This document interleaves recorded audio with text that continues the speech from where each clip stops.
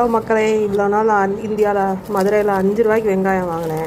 இப்போ இந்த வெங்காயத்தோட விலை என்னன்னு பார்த்தீங்கன்னா, ஸ்ரீலங்காவில் 1 கிலோ கிட்ட இருக்குது 220 ரூபா. ஸோ இது டோட்டலாக அந்த கிராம்ஸுக்கு கணக்கு பார்த்து 224 ரூபா போட்டிருக்காங்க. இது வந்து 1 கிலோ வெங்காயம். இது வெள்ளைப்பூடு 1 கிலோ 970, அதாவது 970 ரூபா. அரை கிலோ 502 ரூபா.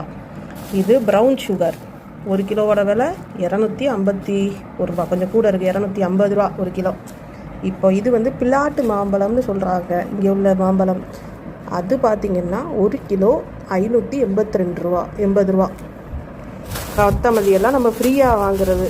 கொத்தமல்லியோட விலை 1 கிலோ வந்து 520 ரூபா. நான் ஒரு 100 கிராம் வாங்கினேன்.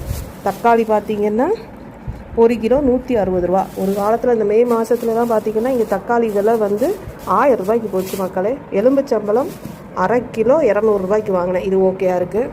இது நம்மளோட பசும்பால். இங்கே 1 லிட்டர் வராது, 450 900 ml தான். ஸோ இந்த 900 mlோட விலை என்னன்னு பார்த்தீங்க அப்படின்னா